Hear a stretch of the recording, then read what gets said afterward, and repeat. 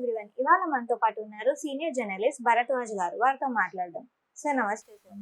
Sir రీసెంట్‌గా release అయిన 'Kanguva' movie సూర్యాది. So తను జ్యోతిక వచ్చేసి ఒక సోషల్ మీడియా ద్వారా ఒక పోస్ట్ చేశారు. ఏంటంటే ఇంత నెగటివిటీ ఎందుకు మూవీ పైన అని చెప్పేసి తను ఒక స్టేట్మెంట్ అయితే అడుగుతున్నారు.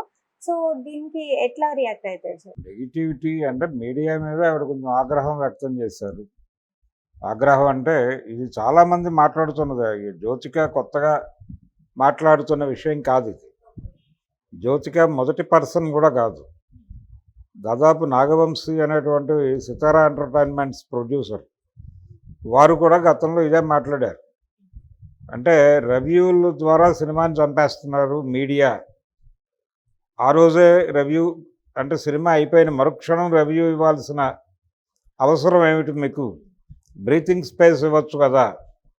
అంటే సినిమా మీద విరుచుకుపడిపోతున్నారు. సినిమా గురించి ఉన్నవి లేనివి ప్రజల్లో లేనిపోయిన అభిప్రాయాలు కలిగించి వాళ్ళని సినిమాకి రాకుండా అడ్డుకుంటున్నారు మీరు అని రివ్యూవర్స్ మీద ఆయన మాట్లాడాడు. దాదాపు అదే సెన్స్ ఆవిడది కూడా. మీడియా మీద నాకున్న గౌరవం పోయింది అంది ఆవిడ. రెస్పెక్ట్ పోయింది. కాబట్టి మీడియా కిల్ చేసింది ఒక రకంగా మా సినిమాని, కంగువాని అంది ఆవిడ. మీడియా కిల్ చేయటం అంటే ఇన్ ది సెన్స్ సినిమాలో కంటెంట్ ఉంటే ఎవరున్నా లేకపోయినా, ఎవరు ఏం మాట్లాడినా మాట్లాడకపోయినా మౌత్ పబ్లిసిటీ స్ప్రెడ్ అయిపోయి జనాలు థియేటర్కి వెళ్తారు. ఆ విషయం చాలా సినిమాలు ప్రూవ్ చేసినాయి. ఈ మధ్య వచ్చినటువంటి తెలుగు సినిమా అది ఎటువంటి అంచనాలు లేకుండా రిలీజ్ అయింది. రిలీజ్ అయిన తర్వాత పబ్లిక్ కనెక్ట్ అయ్యారు సినిమాకి అనేది ఎవరు ఊహించని రీతిలో కనెక్ట్ అయ్యి 2 పెద్ద సినిమాలు ఉన్నాయి దాంతోపాటు. అమరన్ సినిమా పెద్ద బడ్జెట్ సినిమానే, కొంచెం ఎక్స్పెక్టేషన్ ఉన్నటువంటి ఆర్టిస్టులు నటించారు. అది పాన్ ఇండియా లెవెల్ సినిమాగా మొదటి నుంచి రూపొందింది. దాంతోపాటు రెండోది లక్కీ భాస్కర్. ఈ సినిమాల మధ్యలో ఇది రిలీజ్ అయ్యి అతను ఫ్లాపుల్లో ఉన్నాడు. కిరణ్ అబ్బవరం ఫ్లాపుల్లో ఉన్నాడు. ఆ సినిమా మీద ఎవరికీ అంచనాలు లేవు. ఆ టైటిల్ ఏమిటో అర్థం కాలేదు జనాలకి. అయినప్పటికీ సినిమా కనెక్ట్ అయ్యి వెళ్ళిపోయింది. మీ సినిమా కనెక్ట్ అయితే మీ సినిమాకి హెవీ ఓపెనింగ్స్ వచ్చినాయి.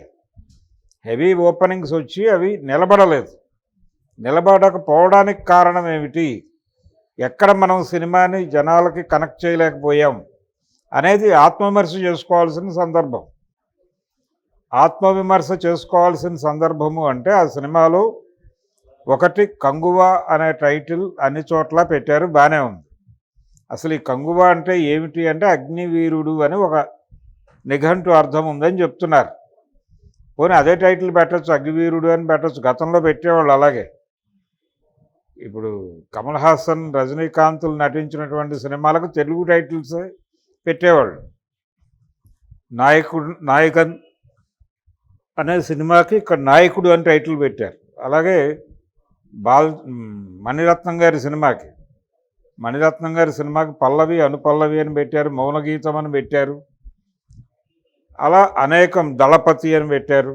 ఇవన్నీ తెలుగు టైటిల్సే. మహానది అనే టైటిల్ తెలుగు టైటిలే. కానీ ఈ మధ్య రజనీకాంత్ సినిమా వేటయానికి అలాగే ఉంచేశారు టైటిల్, వేటగాడు అని పెట్టల. ఇలాంటిది ఒక కన్ఫ్యూజన్ ఉంది. అసలు ఆ సినిమా ఏమిటో జనాలకు అర్థం కాలేదు. కంగువ అంటే ఏమిటో తెలియదు. తీరా థియేటర్లోకి వెళ్ళిన తర్వాత అదేమో టోటల్గా ఒక పాన్ ఇండియా ఫార్ములాలో తీశారు సినిమాని. ఈ ఫార్ములా అనేది జనాలకు చిరాకేసింది.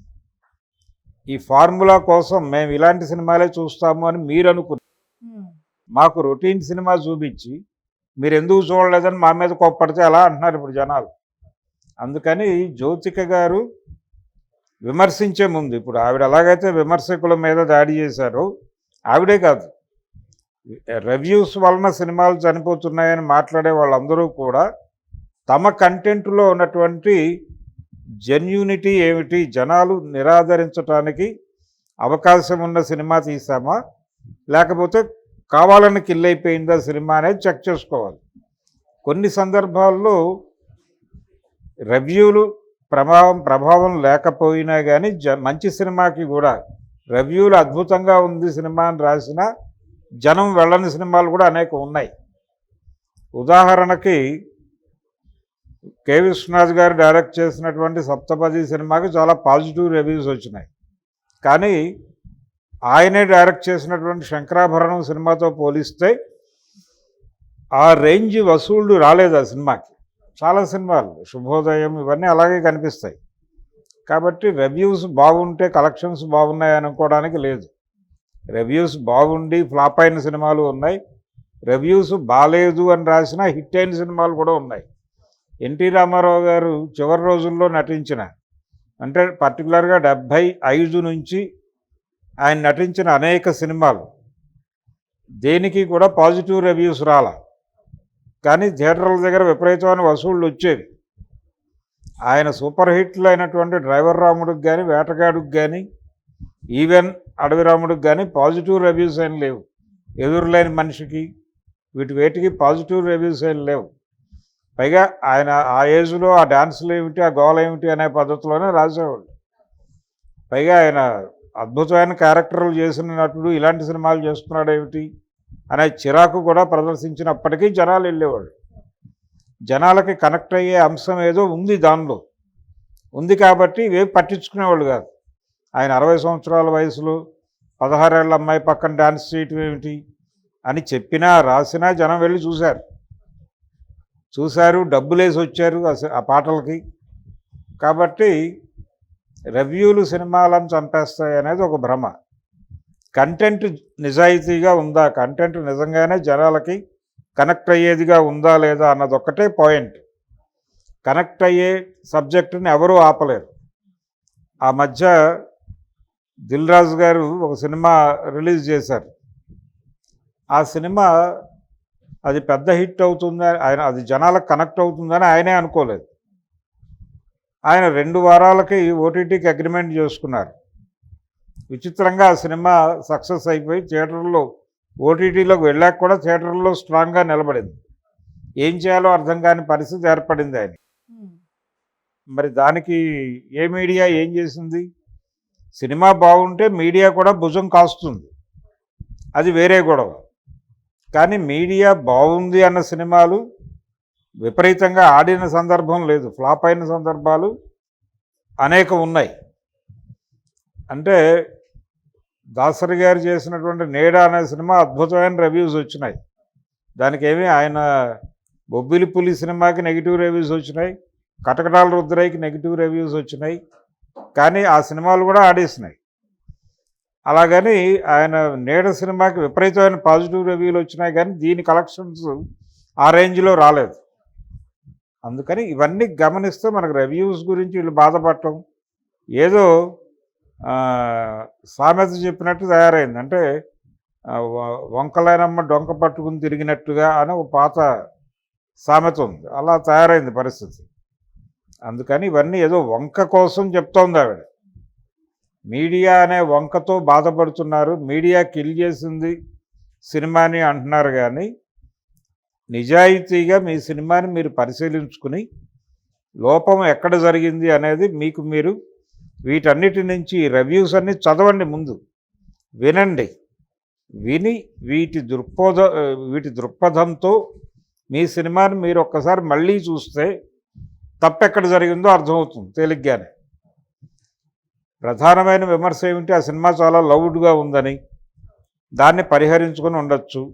మీరు సెన్సిబుల్ లైన్ అనుకున్న దాన్ని ప్రాపర్గా జనాలకు రిజిస్టర్ అయ్యే డైలాగులతో నడపలేకపోయారు, అది లోపం కనిపిస్తుంది తెర మీదే.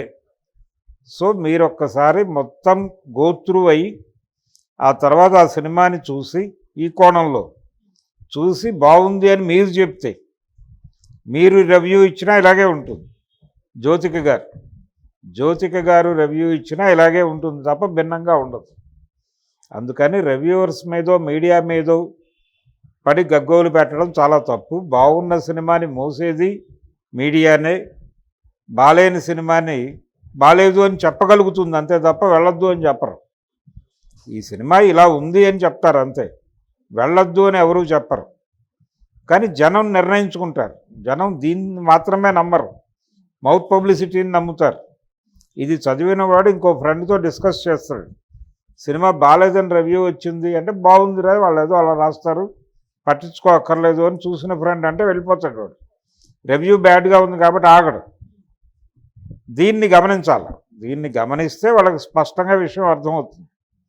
అందుకని రివ్యూల మీద మీడియా మీద పడి ఏడ్చేటువంటి దౌర్భాగ్యం తెలుగు పరిశ్రమలో కొంత నడిచింది. ఆ పరిస్థితి తమిళ ఇండస్ట్రీలో కూడా ఉందని ఇప్పుడు జ్యోతిక గారు తన ప్రకటన ద్వారా ప్రపంచానికి తెలియజేశారు. అది విషాదం. Okay sir, thank you. Thank you.